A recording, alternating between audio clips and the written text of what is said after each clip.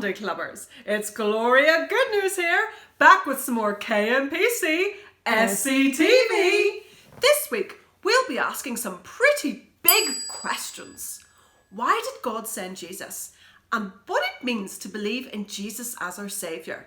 Ellen will be back and putting our bodies and minds to work with Memory Verse PE. And Mo and Mabel will be back with an exciting quiz. So, let's get on with the show. It's going to be super fun. Over to you, Jareth.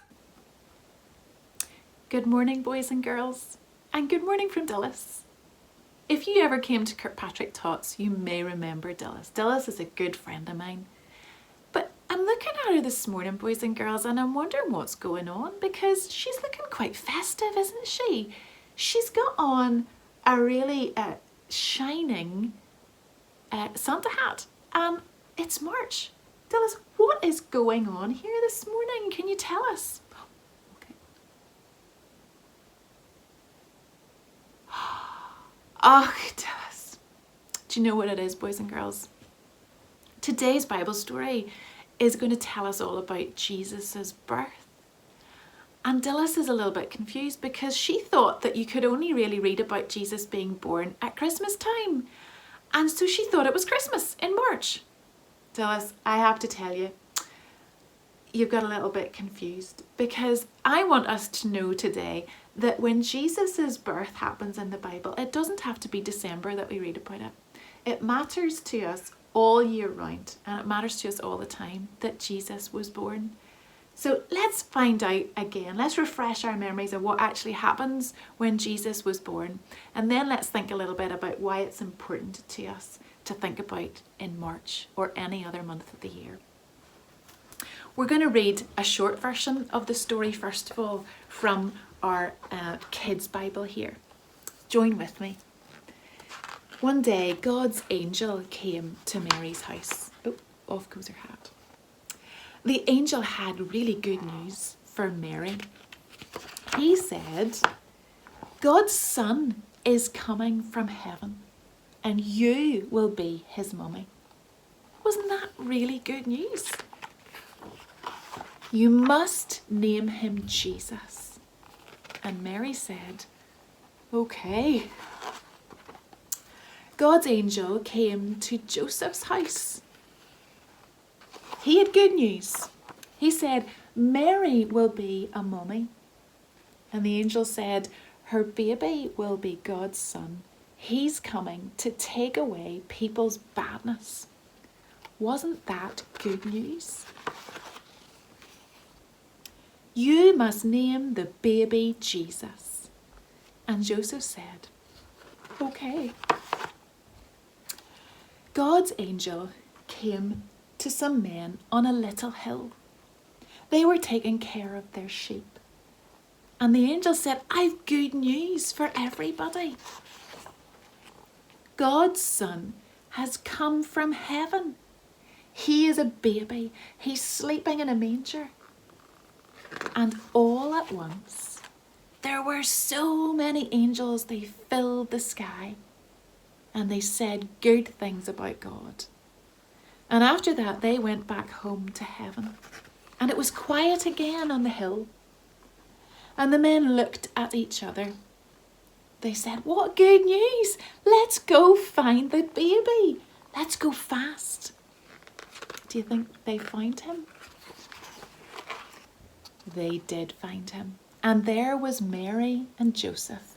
And there he was, baby Jesus, God's son from heaven, sleeping in the manger box. Boys and girls, there are lots of Bible story books that tell us about Jesus being born. And you may even remember being in a play on a stage in your school and you were telling the story of Jesus being born, and that's just great. We love doing that around Christmas time, don't we? But you know what? I want us to think this morning about 3 different kinds of kings that were in that nativity story. King Herod was a big player in this story. When the kings from the east, the Magi, came to Jerusalem and told the people in Jerusalem that there was a star in the sky showing that a new king had been born, King Herod started to get a bit annoyed. In fact, he got so angry that there might be another king who might take over his job that he asked the Magi, those three kings, to go find baby Jesus and then tell Herod where he was, so that Herod could go and worship the baby himself. But we know that he was just a trickster. He really didn't want to worship baby Jesus at all. He wanted to get rid of baby Jesus. And it took a dream to show the Magi that Herod was a meanie. And when Herod realised that he'd been outwitted by the Magi and the Magi weren't going to come back and tell him about where baby Jesus was, it says in the Bible in Matthew that Herod was furious and he gave orders to kill all the boys in Bethlehem and its area who were 2 years old and under. Did you hear that, boys and girls? King Herod commanded that all the baby boys and toddlers would be killed so that baby Jesus would be wiped out. Isn't this horrendous? We don't often hear about this part of the story because it's not very nice. But this King Herod wanted to kill all those baby boys in that area because he was scared of a tiny baby. This guy, King Herod, was a bad king. But then secondly, we have what we're going to call 3 good kings. Now, we don't actually know if they were 3 or not. The Bible doesn't actually tell us, believe it or not, that there were 3 magi or wise men or kings. But we're going to say 3 magi or 3 kings. And these 3 kings came from the east and they travelled from a long way off. In fact, it may have been hundreds of miles away that they travelled, and they probably came by camel to find where baby Jesus was. It might have taken them months. In fact, it may have even taken them up to a couple of years to actually find baby Jesus. And the Bible says that when they found Jesus under that star in the stable, in the house near the stable, that they were overjoyed. That meant that they were super excited. And they bowed down and they worshipped baby Jesus. These men travelled day and night to give gifts to Jesus. Nothing was going to put them off, even an evil King Herod, with all of his power. They wanted to meet Jesus, and they humbly bowed and worshipped Jesus. They were good kings, and they did what we too are called to do when we meet Jesus: bow down and worship him. So we've had a bad king in our nativity story. King Herod, doesn't get much worse than him. We've had 3 good kings who came to worship Jesus no matter what it cost. And finally, we have the best king of all. Dillis, we know that baby Jesus is the best king we can imagine. Even though he was a tiny baby, Herod was terrified of him. And you know, even when Jesus became an adult, it says that he, before he died in Jerusalem, came into Jerusalem on a donkey. And it says this: "See, your king comes to you, gentle and riding on a donkey." This king wasn't exactly the kind of king that the world expected. He wasn't riding in a big royal carriage. He didn't have a big fancy royal robe over him. He came as a tiny baby. He couldn't do anything for himself when he was born. He was just like us. And yet, that was exactly the kind of king that God needed him to be. A humble king. A king came from heaven to earth to be like us, to be weak, to be human, in the form of a tiny baby. And amazingly, boys and girls, and this is why this story is important in March, just as it is in December, God sent Jesus to be with us, to be one of us and to be with us. God made himself small and weak to serve us. And as an adult, when Jesus died on the cross, God made Jesus weak again. He broke him again so that Jesus could take our sin. Jesus could become the punishment, could take the punishment that we deserved. And instead, boys and girls, Jesus taking our sin gave us his goodness, gave us his standing with God, so that now, although we don't deserve his love, now we stand as if we were sons and daughters of the King of Heaven. So why do we tell this Christmas story in March? Because the Nativity welcomes the perfect servant King into our world, to be like us, born like us, to be tiny and needy and weak like a baby, but also to be with us so that he could become sin for us, so that we could become righteous and good and holy before a kind and gracious God. So boys and girls, the Nativity story, delight in it today because it tells you that God is with you. What are you doing today? What are you doing tomorrow? Are you tired? Are you lonely? Are you feeling a bit out of sorts? God is with you. Are you happy? Are you delighted? Are you overjoyed? Are things great in life right now? God is with you. And that's what the Nativity story tells you. God came from heaven to earth to be with you. I'd say that's pretty good news.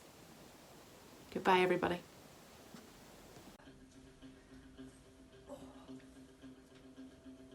Good morning, everyone, and welcome back to Memory Verse PE with Ellen. Today we've got another great workout to work out both our minds and our bodies. Okay, so last week we learned the first half of our memory verse, and to warm up today I'm going to give you 5 seconds to see if you can tell someone in the room what you think the memory verse was. Okay, so when I start shaking it out, and I'm going to give you 5 seconds. 5, 4, 3, 2, 1. Great job, everyone. So our memory verse from last week was, give thanks to the Lord, for he is good. Well done if you got that right. And today we're going to learn a few more exercises and the next half of the verse. So the next half of our verse goes, his love endures forever. So to start us off, we're going to do some lunges. So let's get going, okay? And let's say our verse together. His love endures forever. Great job. Let's do it one more time and let's see if we can get even faster. Ready? Go. His love endures forever. Great work, okay? And so our next exercise, what we're going to do is we're going to do this. So let's bring your knee to your elbow, opposite knee to opposite elbow, and let's say our verse again. His love endures forever. Great work. I am getting tired. Let's do it one more time, even faster. 3, 2, 1. His love endures forever. Great job. Okay, now we need to learn where our verse is from. And so this verse is found in Psalm 107, verse 1.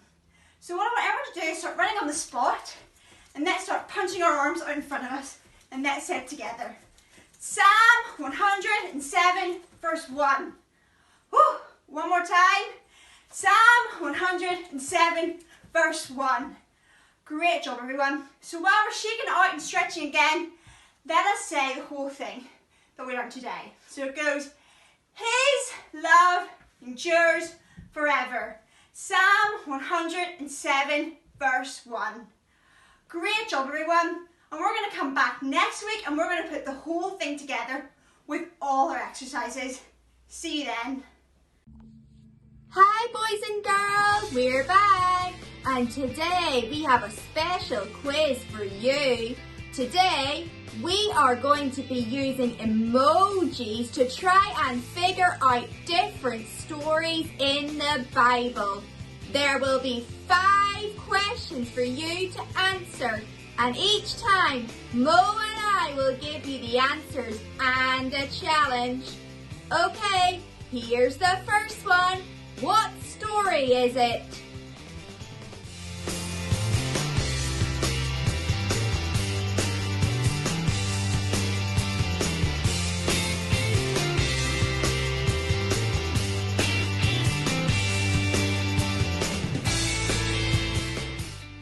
It was Noah's Ark.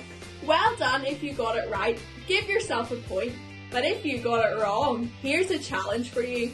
Try 5 star jumps. Okay, on to the next one.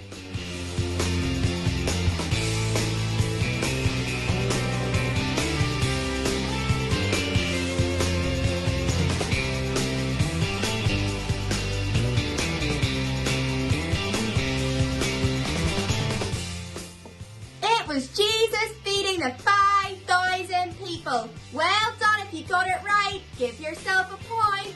And if you got it wrong, this time, can you hop on 1 foot for a count of 10? Ready for the next one?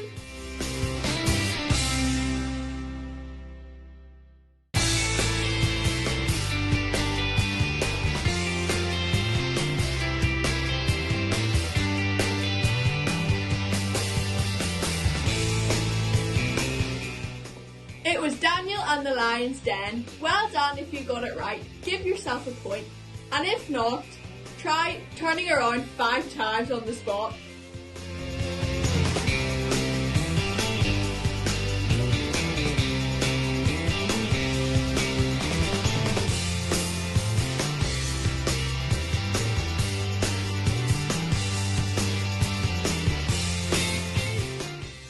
Well, did you get it right? It was the story of Jonah and the wheel. Well done if you did. Give yourself a point.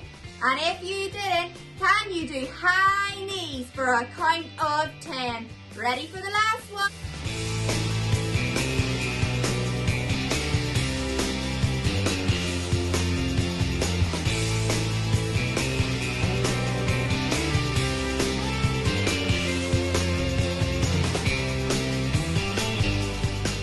This one was a tricky one. It was Joshua and the Battle of Jericho. Well done if you got it right. Give yourself a point. And if you got it wrong, let's see 5 press-ups. Well, that was the final question. So count up all your points together and see how well you did. That's all from us today, boys and girls. And we will see you again very soon. Bye! Jolly good show, guys. I think that's given us quite a lot to think about this week, don't you, Sunday Clubbers? Now, before I sign off, can I remind you to keep sending in your videos of you reading your verses and your artwork of your verses. We're going to mash them all up for our Easter extravaganza and make a video, so keep it all coming.